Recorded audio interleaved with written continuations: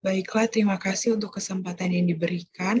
Nama saya Christina Maria Manopo, NIM 1910110632. Pada saat ini saya akan mereview jurnal. Jurnal yang saya ambil yaitu aplikasi Generalized Additive Model untuk mengungkapkan keterkaitan faktor oceanografi dan distribusi ikan cakalang atau Katsuwonus pelamis. Dalam studi kasus ini, distribusi ikan cakalang Katsuwonus pelamis di perairan Teluk Bone. Pada jurnal ini dipublikasikan oleh Simposium Nasional 1 Kelautan dan Perikanan yang diterbitkan di Makassar 3 Mei 2014. Lalu penulisnya yaitu Safrudin Nur Indah Reskiyanti, Agraini, Muhammad Abdul Ibnu Hajar, Aisyah Farhum, dan Mukti Zainuddin.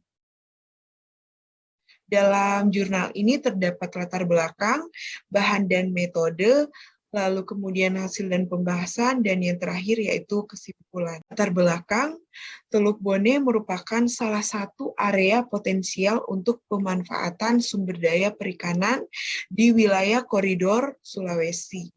Ikan cakalang atau Katsuwonus pelamis sebagai ikan ekonomis penting dan banyak tertangkap di perairan Teluk Bone, dan diduga wilayah ini merupakan lintasan migrasi ikan cakalang. Optimalisasi pemanfaatan ikan cakalang di perairan Teluk Bone membutuhkan informasi yang handal tentang spatio-temporal atau daerah potensial penangkapan ikan atau DPPI dan pola migrasi ikan, sehingga diharapkan dapat meningkatkan efisiensi biaya operasional, efektivitas operasi penangkapan, dan memperpanjang musim penangkapan ikan. Penelitian ini merupakan preliminary studi yang bertujuan untuk mengungkapkan keterkaitan antara dinamika kondisi oceanografi atau suhu permukaan air, konsentrasi klorofil A, dan kedalaman perairan terhadap distribusi ikan cakalang secara kuantitatif di perairan Teluk Bone dengan pendekatan model statistik GAM. Bahan dan metode. Penelitian ini dilakukan pada bulan September 2013 sampai pada bulan Februari 2014 di perairan Teluk Bone, dengan fishing base di tempat pendataran ikan atau TPI Murante, Kabupaten Luwu pada posisi 3 derajat 28 menit 35,5 detik lintang selatan dan 120 derajat 22 menit 47,7 detik bujur timur. Dilihat ini adalah gambar lokasi penelitian di Teluk Bone. Lalu pada bahan dan metode, data yang dikumpulkan pertama dalam data primer.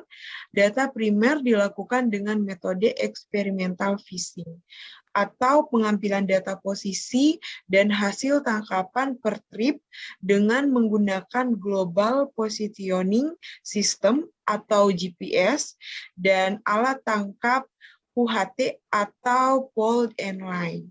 Lalu dalam data sekunder didapatkan dengan menggunakan teknologi remote sensing dengan resolusi spasial 4 km dan didapatkan juga dari resolusi temporal bulanan atau monthly average, dan juga bisa diambil dalam data kedalaman perairan. Kemudian pengumpulan data dari data primer dan data sekunder akan divisualisasikan dalam teknik SIG dengan menggunakan software yang bisa mengolah data spasial. Hasil dan pembahasan.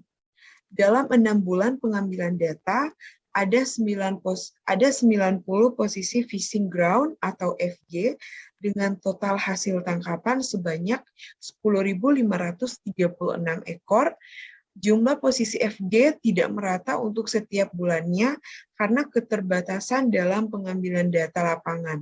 Terbanyak pada bulan September 31 posisi FG dan terendah 6 posisi FG pada bulan November. Bisa kita lihat pada gambar yang di bawah ini, pada bulan September tadi dikatakan mempunyai hasil tangkapan terbanyak. Kita bisa lihat di bagian titik-titik ini, pada bagian September memang hasil tangkap lebih banyak dibandingkan dalam bulan November. Kemudian dalam gambar ini juga dijelaskan bahwa pada bulan September sampai bulan Februari berada pada interval yang cukup luas, sekitar 25,8 sampai 33,5 derajat Celcius. SPL yang lebih rendah ditemukan pada bulan September dan yang tertinggi pada bulan Januari. Bisa kita lihat dalam gambar ini di bagian gambar pada bulan September memang lebih rendah daripada bulan Januari. Bisa dilihat dari tingkat warna ini, tingkat warna SPL-nya. Kemudian pada gambar ini kita bisa melihat bagaimana kondisi dari citra klorofil A yang dimana di perairan Teluk Bone berada pada kisaran yang cukup luas. Bisa kita lihat di bagian ini antara 0,6 sampai 3,72. Keadaan ini memungkinkan untuk mendukung kelimpahan ikan pelagis kecil di perairan dengan mangsa utama plankton, yang selanjutnya mempengaruhi distribusi dan kelimpahan ikan pada level tropik yang di atasnya, seperti ikan cakalang. Dalam dinamika perubahan faktor oseanografi terhadap distribusi ikan cakalang, kita bisa melihat diagram yang ada pada slide ini. Hasil penelitian ini menunjukkan bahwa ikan cakalang cenderung menempati ruang pada nilai suhu permukaan laut di 29 derajat Celcius dan terkonsentrasi pada 31,5 derajat Celcius. Kemudian dalam konsentrasi klorofil A, kita bisa melihat bahwa tingkat konsentrasi klorofil A terdapat dalam 0,20 sampai 0,25 dengan kedalaman 500 meter. Dan kita bisa melihat dalam kedalaman perairan yang menunjukkan bahwa ikan cakalang berkumpul pada kedalaman perairan lebih besar dari 500 meter. Karena ikan cakalang adalah ikan karnivora dengan mangsa utama ikan pelagis kecil seperti teri dan tembang. Kesimpulan, distribusi spatial dan temporal ikan cakalang di perairan Teluk Bone dipengaruhi oleh dinamika kondisi oseanografi.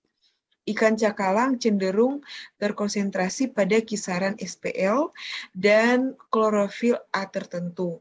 Selain itu, cakalang banyak berkumpul pada perairan yang relatif dangkal. Sekian penjelasan review jurnal dari saya. Terima kasih.